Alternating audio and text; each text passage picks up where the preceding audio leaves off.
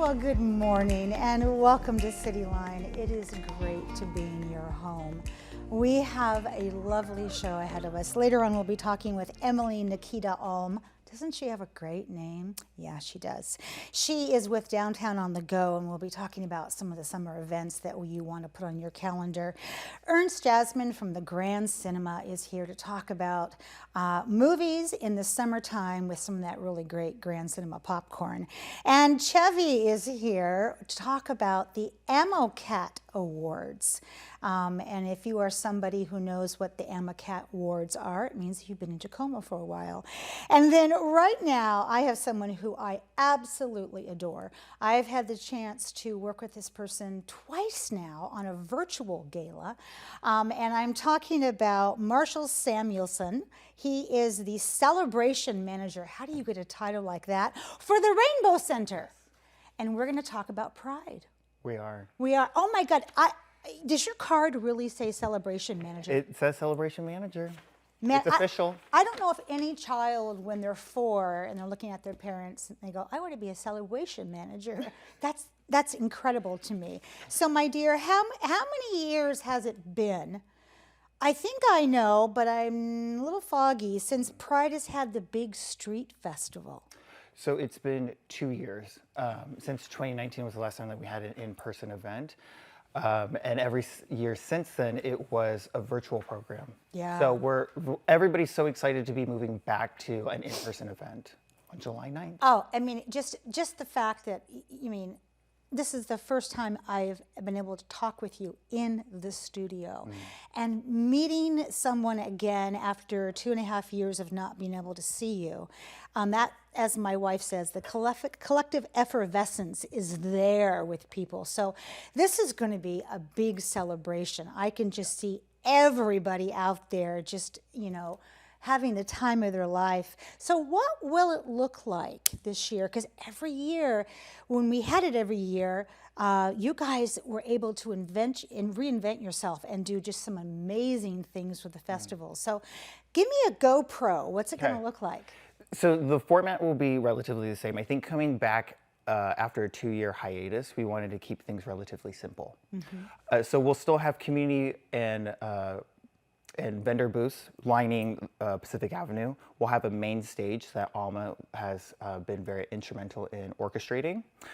And then we wanted to introduce sort of a new element to that. And so I'll have a maker's market. And so this will be, we wanted to take the Tacoma Pride Festival platform and use it to support other small local businesses. I love And so that will be happening in Fireman's Park. And Fireman's Park is just, the views. Oh, yes, with the mountain in the background. Oh, yeah. The Port of Tacoma there. Yes. It'll be amazing, yeah. And of course that day, because it always sunshines because it's Pride. So how many people do you expect to see at this festival? Because I was just looking at the Pride festivals that we had this past weekend in Seattle, because Tacoma does it in July, and record numbers. So I think we're anticipating probably anywhere between 20 to 25,000 people to filter through the street festival throughout the day.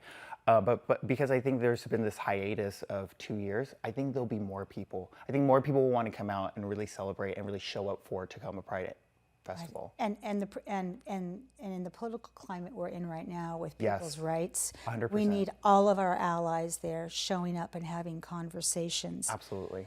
I know because I've had the pleasure and privilege of being hired by the Rainbow Center to do their virtual auctions and their galas. You and I had a great time. Of course. I know how much work goes into that. And before we became live on the air, I said to you, it's got to be more work doing that festival. So what goes into creating an event with that many attendees?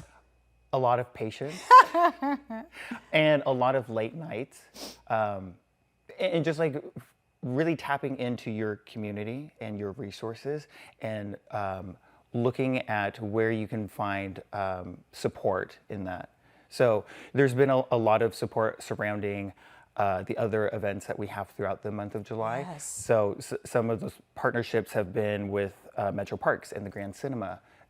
We'll be showing Tu Wong Fu in People's Park on July 15th. I love that movie. Yeah, so it'll be really great. So when you think about, because we had a little hiatus on Pride, I mean, it was virtual, and I'm sure people could feel the love, but those years, the partners didn't show up like they show up now. They showed up in terms of an ad or a banner or something. So who are your important partners this year? Yeah. The city of Tacoma, first and Always, foremost. yes. For obvious reasons, right? Yep. But also Alma. They have been very instrumental in some of the Pride festivities that are happening this month. They're our host venue for our kickoff event, which is July 1st, so tomorrow. They're also hosting our closing event, which will be July 29th. And then they're also taking care of the stage, the entertainment, the PA, and then the beer garden at the street festival. Oh my gosh. Now, I think it's Lisa Frusciante who is still working her beautiful magic at Alma. And thank you very much, Lisa. Yes, for all that goodness. So you mentioned that there's going to be an opening party tomorrow, July 1st, because today is Thursday, June 30th, and also a closing party. So what are some of those events in between that we maybe are new or that we would want to bring everybody to? We'll have our LGBTQ Pride Awards ceremony on July 8th. Okay. That will be 4:30 at the Pantages Theater in the lobby. Yeah. There's also, as I had mentioned, there's a movie in the park, Tu Wong Fu at People's Park. There's a big hat celebration that Oasis always does. And then actually some new events. So Point Russin is doing their own Pride celebration on July 17th, I believe. Wow. So for more information about what is happening for events throughout the entire month, check out tacomapride.org. I love that. So for you, when you think about some of the things that you're most excited about, because you're dreaming about Pride, you're not getting a whole lot of sleep. Right. And right now it's something that it's just barely keeping you together. I know what that's like. So when you think about at the end of July and you look back, what will you be most proud of? It being over. Boy, you said that so well. No, I'm teasing. I think I'm looking forward to it stepping back and looking at how excited everybody was and seeing it all sort of come together. Right. I think there'll be an element there that didn't exist before to see an entire month full of Pride celebrations. Yes. And see our community to really come out and show out for it. Absolutely. So I would be remiss as a citizen if I didn't ask you about COVID regulations and what is the suggestion and what is the protocol? Yeah, that's a great question. We're leaving it up to people to do that for themselves and give them agency to decide what's appropriate for them. So if people feel the need to wear a mask at all of our events, everybody's welcome to make that practice for them or make that decision for themselves. Excellent. Okay, so now let's talk about volunteers because I know that oftentimes when I'm talking with my community and they're like, wait a minute, isn't Seattle Pride is in June? Why is Tacoma in July? And I thought, I'm going to ask that question. Why is Tacoma Pride in July and not June with Seattle? Do you know? A lot of it was that we didn't want to compete with Seattle. And also, too, it's nice that we've been doing it for so long in the month of July that the city of Tacoma and Pierce County, I believe, has made a proclamation declaring July as the LGBTQIA2S+ month. I love how you said LGBTQIA2S+ month. That was good because, boy, I'll tell you, that's a mouthful. It is a mouthful, yeah. It is. I was watching the city council meeting when the proclamation, and I saw your executive director, Troy Christensen, there also accepting the award. And so I was like, yes, that's a good thing. Yeah. So when you are coming back into a live event like this, those partners, or actually, let's talk about sponsors, have been asleep for 2.5 years. Right. I mean, yes, they sent in their checks and they still supported, but it looked different.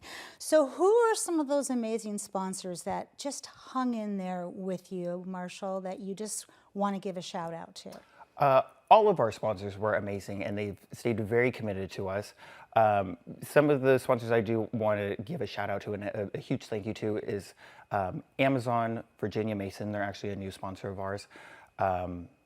the Milgard Foundation, the Group Health Foundation, Amazon was also a new sponsor this year, Hotel Murano, the Port of Tacoma, the City of Tacoma, and then some new sponsors, Howdy Bagels. They were one of our sponsors this year, so it was very exciting. And Yum. also Waste Connections, LRI.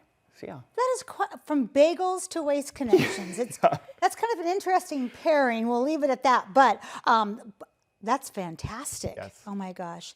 So Marshall, when in light of all that we have going on right now, when you think about what people will walk away with from Pride, if this is their first Pride, and let's say they're suddenly interested and they want to see what it's all about, they want to have a conversation with the Rainbow Center, what do you hope they walk away with?